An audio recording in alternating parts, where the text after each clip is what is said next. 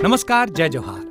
क्या आप भी गवर्नमेंट एग्जाम्स की तैयारी करना चाहते हैं? क्या आप भी मेमोरी टेक्निक्स और ट्रिक्स के जरिए बहुत ही कम समय में स्मार्ट स्टडी करना चाहते हैं? क्या आप चाहते हैं कि सीजी व्यापम टॉपर आपको पढ़ाए? तो डाउनलोड करिए योगेंद्र साहू क्लासेस ऐप। यहाँ 10 से अधिक गवर्नमेंट एग्जाम्स क्रैक करने वाले और सीजी व्यापम टॉप करने वाले योगेंद्र सर सीजीपीएससी और सीजी व्यापम के अंतर्गत होने वाले सभी एग्जाम्स की तैयारी कराएं।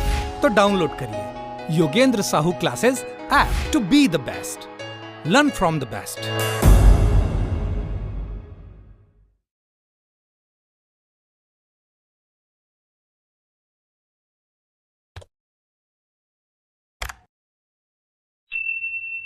स्वागत है आपका योगेंद्र साहू ऑनलाइन क्लासेस में। तो आज हम देखने वाले हैं सीजीजीएस का पार्ट 15।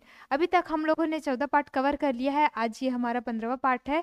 ये सीरीज लगातार आपके परीक्षा तक चलने वाली है, जो कि आपके लिए बहुत ही ज़्यादा फायदेमंद रहेगा। धीरे धीरे करते आपके बहुत सारे क्वेश्चन कवर हो जाएंगे और उसके थ्रू छत्तीसगढ़ जीएस का बहुत सारा पोर्शन जो है वो आपको कवर हो जाएगा, जो कि प्रयोगशाला में टोटल 40 नंबर का सीजीजीएस और इंडियन जीएस में केवल इंडियन जियोग्राफी आने वाला है और रहेगा करंट अफेयर। तो आपका मैक्सिमम नंबर यहाँ से कवर हो जाएगा। और कृषि मंडी बोर्ड में भी 17 नंबर का आने वाला है सीजीजीएस, तो वो भी आपका कवर हो जाएगा।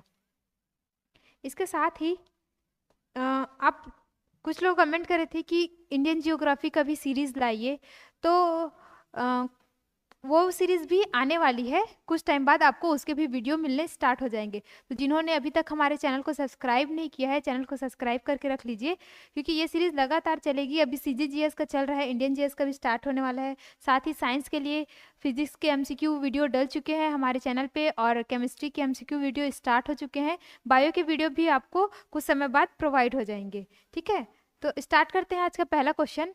औद्योगिक क्षेत्र व संबंधित जिला सुमेलित नहीं है पूछा है। तो कौन कौन सा सुमेलित नहीं है? बोरई औद्योगिक क्षेत्र दुर्ग में है, तो बिल्कुल ये जो बोरई औद्योगिक क्षेत्र है वो दुर्ग जिले में स्थित है, वो बृहद औद्योगिक क्षेत्र है। इसके साथ में बिरकोनी औद्योगिक क्षेत्र, ये कहाँ है? ये महासमुंद में है, तो ये भी सुमेलित है। सिलतरा, तो सिलतरा रायपुर में है। कौन सा सुमेलित नहीं है? तो टेकनार बस्तर में नहीं है। टेकनार कहाँ है? ये है दंतेवाड़ा में, ये दंतेवाड़ा जिले में है। तो ऑप्शन सी क्या हो जाएगा? इसके लिए करेक्ट आंसर हो जाएगा। और मैं आप लोग से माफ़ी चाहूँगी, क्योंकि पिछले वाले पार्ट में मैंने एक गलती कर दी थी। वो गलती था, मैंने बता दिया था कि सर्वाधिक सिंचित जिला कोरबा है। सॉरी, सर्वाधिक सिंचित जिला है जांजगीर चांपा, जांजगीर चांपा। तो आप लोग उसको सुधार लीजिएगा। क्वेश्चन दूसरा था कि कम सिंचित जिला कौन सा है? तो उसका आंसर था दंतेवाड़ा। तो सर्वाधिक सिंचित जिला कौन सा है? उसमें मैंने कोरबा बोला था, उसमें आएगा क्या? जांजगीर चांपा। तो ये चीज आप लोग सुधार लीजिए। दूसरा क्वेश्चन है, निम्न कथनों में से गलत कथन का चयन करें।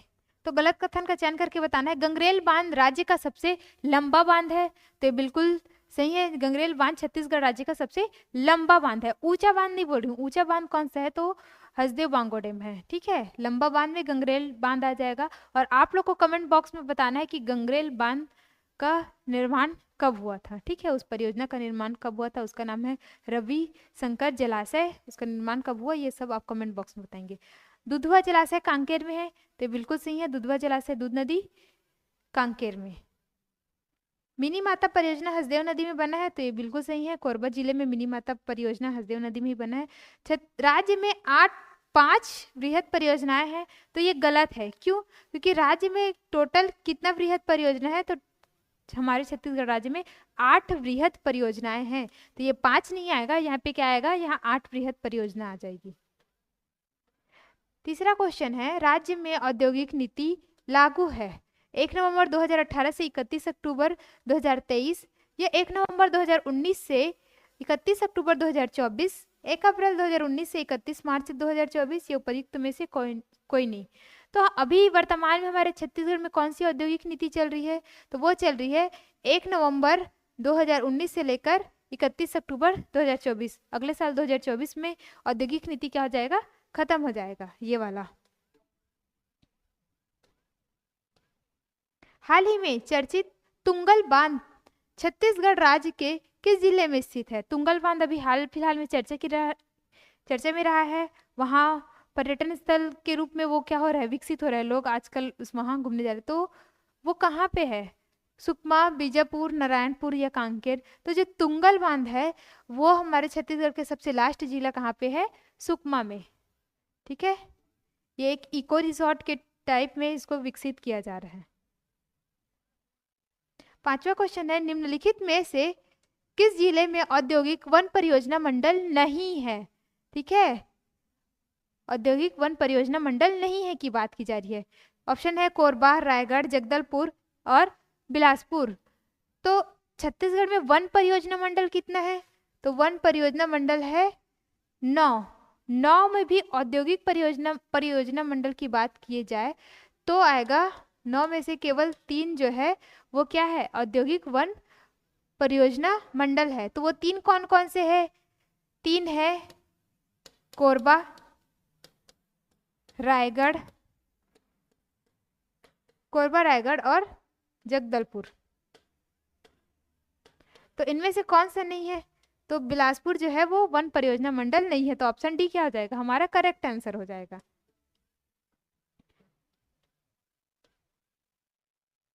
सुमेलित कीजिए परियोजना और स्थान। तो बोध घाट जल विद्युत परियोजना, इसका स्थान ये कहाँ विद्युत परियोजना चल रहा है? बोध घाट जल परियोजना तो ये चल रहा है दंतेवाड़ा में। यहाँ लगभग 300 मेगावाट बिजली बनाया जाएगा। मटनार नाला जल विद्युत परियोजना, तो मटनार नाला जल विद्युत परियोजना ये बनाया जा रहा है कहाँ? तो ये बनाया जा रहा है बस्तर में। ठीक है, कहाँ? बस्तर में 60 मेगावाट यहाँ से बिजली बनाई जाएगी। कन्हार नाला जल विद्युत परियोजना, तो कन्हार नदी किधर बहता है? बलरामपुर साइड। तो कन्हार नाला जल विद्युत परियोजना ये बनाया जा रहा है बलरामपुर में। यहाँ से लगभग 50 मेगावाट बिजली बनाई जाएगी। और रेहर नाला जल विद्युत परियोजना ये कहाँ बनाया जाएगा? ये बनाया जाएगा सूरजपुर में रिहन नदी पर। यहाँ लगभग 96 मेगावाट बिजली बनाया जाएगा। तो आप लोग उनकी विद्युत क्षमता के साथ साथ उनका स्थान याद रखेंगे। मैं एक बार फिर से रिपीट करा रही हूँ ताकि आपको याद हो जाए। बोध घाट दंतेवाड़ा जहाँ कितना? 300 मेगावाट। मटनार नाला जल विद्युत बस्तर, वहाँ कितना? तो 60 मेगावाट। कन्हार नाला, तो कन्हार वाला कहाँ है? बलरामपुर, 50 मेगावाट। रेहर नाला जल विद्युत ये कहाँ है? तो ये है सूरजपुर में, 96 मेगावाट बिजली यहाँ से उत्पादित की जाएगी। 7वां क्वेश्चन है, निम्नलिखित कथनों को पढ़कर नीचे विकल्प से उत्तर दे। छत्तीसगढ़ राज्य का सर्वाधिक ऊंचा भाग है पाट क्षेत्र। दूसरा कथन है छत्तीसगढ़ का सर्वाधिक जन घनत्व वाला क्षेत्र मध्य छत्तीसगढ़ है। तीसरा कथन है छत्तीसगढ़ राज्य का सर्वाधिक ठंडा प्रदेश मैनपाट है। अब कौन सा कथन असत्य है, ये गलत है, ये हमको बताना है। तो पहला कथन सर्वाधिक ऊंचा भाग पाट प्रदेश है, तो बिल्कुल सही है। छत्तीसगढ़ का सर्वाधिक ऊंचा भाग उसका पाट प्रदेश ही है। छत्तीसगढ़ के उत्तर पूर्वी क्षेत्र में पाट प्रदेश आता है। दूसरा कथन क्या है? छत्तीसगढ़ का सर्वाधिक जन घनत्व मध्य छत्तीसगढ़ है, तो ये बिल्कुल सही है। जो छत्तीसगढ़ का मैदान है मध्य छत्तीसगढ़ है, वही सबसे ज्यादा मात्रा में छत्तीसगढ़ में जनसंख्या पाई जाती है। बाकी उत्तर छत्तीसगढ़ और दक्षिण छत्तीसगढ़ यहाँ थोड़ा कम है जनसंख्या।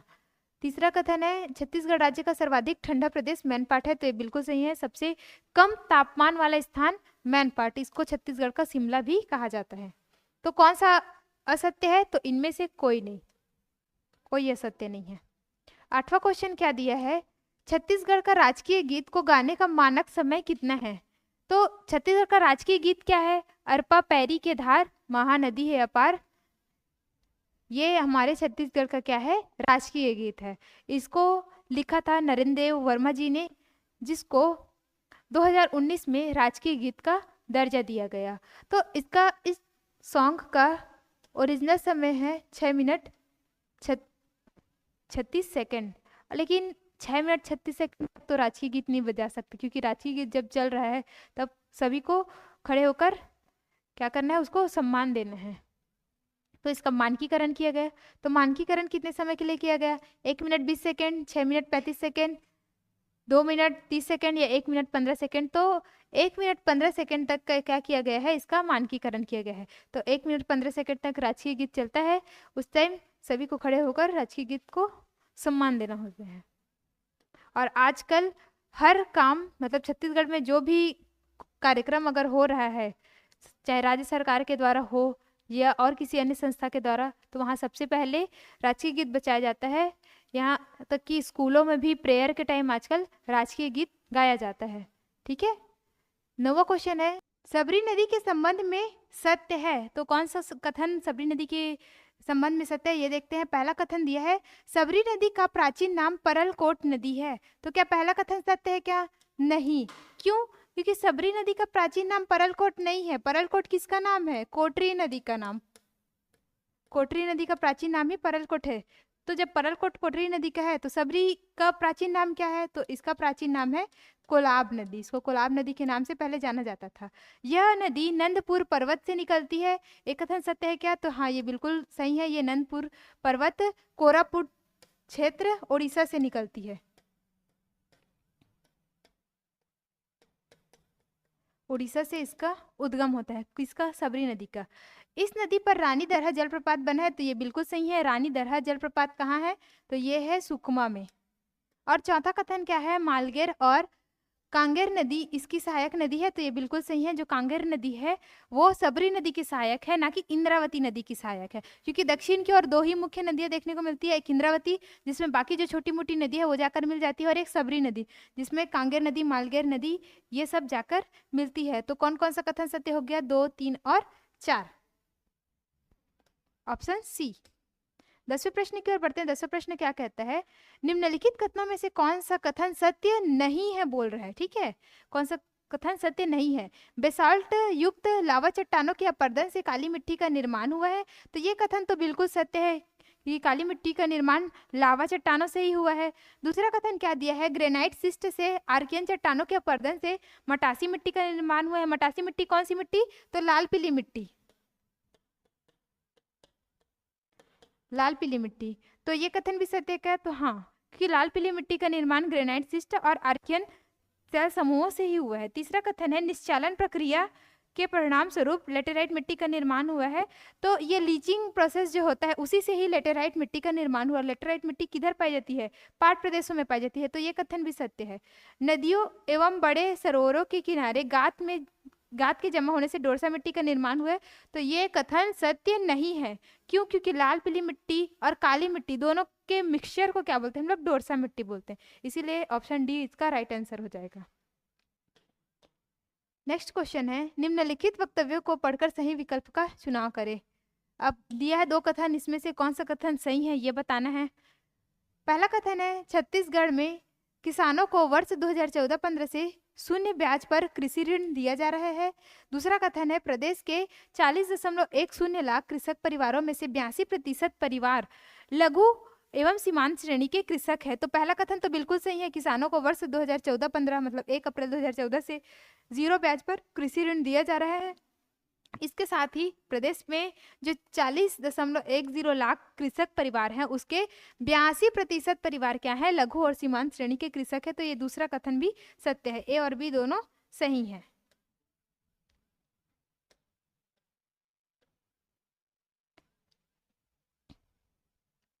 आप सभी टेस्ट सीरीज ज्वाइन करने के लिए योगेन साहू क्लासेस ऐप डाउनलोड कर सकते हैं। वहाँ प्रयोगशाला परिचालक के टेस्ट सीरीज लॉन्च किए गए हैं और कृषि मंडी बोर्ड का भी टेस्ट सीरीज वहाँ लॉन्च किया गया है। तो आप जाके बहुत ही कम फीस पर टेस्ट सीरीज वहाँ से परचेस कर सकते हैं। और आपको इस सीरीज का अगर आपको वहाँ PDF चाहिए तो वो PDF आपको योगेन साहू क्लासेस में ही मिलेगा मात्र 30 रुपीज़ में। ठीक है, ये सीरीज जितना भी आगे तक चलेगा सभी का PDF आपको मात्र 30 रुपीज़ में प्रोवाइड हो जाएगा।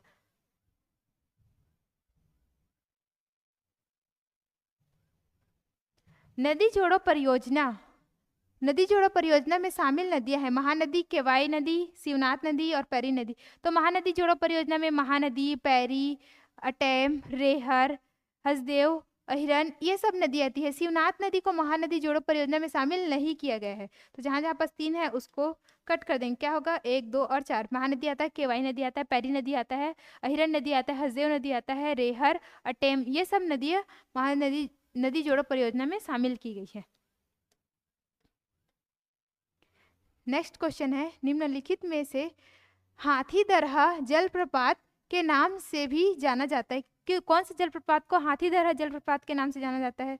तो मेंदी घूमर जलप्रपात, फूलपाड़ जलप्रपात, गुप्तेश्वर जलप्रपात और बोक्तुंग जलप्रपात। तो जो मेंदनी घूमर जलप्रपात है ना, उसी को हाथीदरहा जलप्रपात के नाम से जाना जाता है। और ये कौन से जिले में है? तो ये दंतेवाड़ा जिले में है।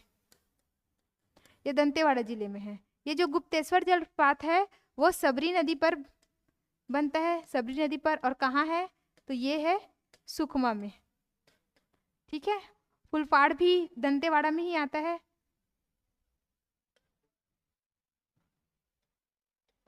नेक्स्ट है सुमेलित करना है। इधर औद्योगिक क्षेत्र है और इधर जिला है। एक क्वेश्चन था सुमेलित नहीं औद्योगिक क्षेत्र और उसके जिले के साथ, और इसमें मिलान करना है। अब टेडेसरा, टेडेसरा औद्योगिक क्षेत्र कहाँ है? तो टेडेसरा औद्योगिक क्षेत्र है राजनांदगांव में। लखनपुरी औद्योगिक क्षेत्र कहाँ है? तो लखनपुरी औद्योगिक क्षेत्र है कांकेर में। परसगढ़ी औद्योगिक क्षेत्र कहाँ है? तो परसगढ़ी पहले कोरिया पढ़ते थे, अब क्या पढ़ेंगे? मनेंद्रगढ़, चिरमिरी, भरतपुर। और खमरिया औद्योगिक क्षेत्र है मुंगेली में। तो इस प्रकार से आप मिलान कर लीजिएगा। ए का 2, बी का 1, सी का 4 और डी का 3। कोरंडम हेतु प्रसिद्ध है। कोरंडम एक खनिज है और उसकी प्राप्ति कहाँ से होती है? बीजापुर, सुकमा, दंतेवाड़ा और कोरिया। तो कोरंडम कहाँ कहाँ मिलता है? तो कोरंडम हमारे केवल दक्षिण छत्तीसगढ़ में मिलता है। बीजापुर के कुचनूर कोरंडम के लिए फेमस है। सुकमा में भी कोरंडम मिलता है और दंतेवाड़ा में भी कोरंडम मिलता है। कोरिया में नहीं मिलता। तो केवल 1, 2 और 3 क्या हो जाएगा? इसका आंसर हो जाएगा। हसदेव नदी के डुबान क्षेत्र में स्थित प्रसिद्ध नीली झील है। ठीक है, कौन सा है? खड़गवा, सीलादेही, पीथमपुर या फिर सतरेंगा। तो हसदेव नदी के जो डुबान क्षेत्र में एक नीली झील बनी हुई है उसको नाम से जाना जाता है सतरेंगा। सतरेंगा को टूरिज्म स्पॉट के रूप में अभी क्या किया जा रहा है? डेवलप किया जा रहा है। बहुत ही अच्छा इसका डेवलपमेंट काम चल रहा है। पर्यटक भी आजकल वहाँ बढ़ गए हैं। नेक्स्ट क्वेश्चन है, मैनपाट क्षेत्र में किस वर्ष तिब्बतीय शरणार्थियों को बसाया गया था? 1961, 62, 68 या 72? ये मैंने पहले भी बता चुके हैं। इसका आंसर होगा वर्ष 1962। इसमें इसी समय मैनपाट में, छत्तीसगढ़ के मैनपाट में तिब्बतीय शरणार्थियों को बसाया गया था। इसीलिए वहाँ क्या मिलता है? तिब्बती संस्कृति देखने को मिलता है। बस्तर के ढलानों में सामान्यतः कैसी मिट्टी पाई जाती है? तो बस्तर के ढलानों में कैसी मिट्टी पाई जाती है? मटासी, डोरसा, कछारी या फिर टिकरा? तो जो बस्तर के ढलानों में टिकरा मिट्टी पाई जाती है। कैसी मिट्टी? टिकरा। टिकरा, माल, गभार, मरहान, ये सब कहाँ पाया जाता है? बस्तर के ढलान क्षेत्रों में। तो वहाँ कौन सा मिट्टी आएगा? टिकरा मिट्टी आएगा।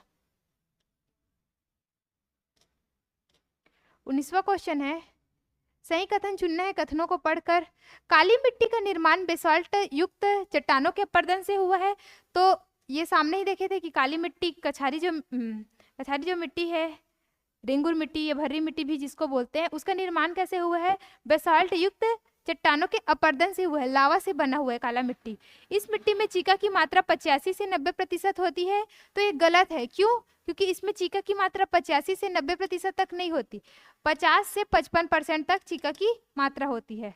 यह मिट्टी महानदी के निचले अधिकांश भागों में पाई जाती है। तो ये बिल्कुल सही है, ये महानदी के अधिकांश भागों में पाई जाती है। इस मिट्टी की जल धारण क्षमता निम्नतम होती है। ये कथन गलत है, क्योंकि निम्नतम नहीं होती, क्या होती है? उच्चतम होती है। मतलब बहुत ज्यादा इसमें जल धारण करने की क्षमता होती है। तो सही कथन कौन कौन सा है? 1 और 3, ऑप्शन बी। और ये आज का अंतिम प्रश्न है। और जिसको भी वीडियो अच्छा लगे तो वीडियो को लाइक कीजिए, हमारे चैनल को सब्सक्राइब कीजिए और अपने दोस्तों के साथ शेयर करना ना भूलिए। ठीक है। 20वां क्वेश्चन है, प्रसिद्ध पुरातात्विक स्थल महेशपुर किस नदी के तट पर स्थित है? रेणुका नदी, मांड नदी, शिवनाथ नदी या फिर हसदेव नदी? तो महेशपुर एक पुरातात्विक स्थल है और ये कहाँ है? तो ये सरगुजा में है। ठीक है, सरगुजा में है। और ये किस नदी के तट पर है? तो ये है रेणुका नदी या रिहन नदी के तट पर। एक हम लोग देखे थे डीपाडी जो कन्हार, गलफुला और सूर्या नदी के तट पर था। ये क्या है, महसपुर सरगुजा में है, रेणुका नदी के तट पर। तो आज के लिए इतना ही, मिलते हैं नेक्स्ट वीडियो में। धन्यवाद।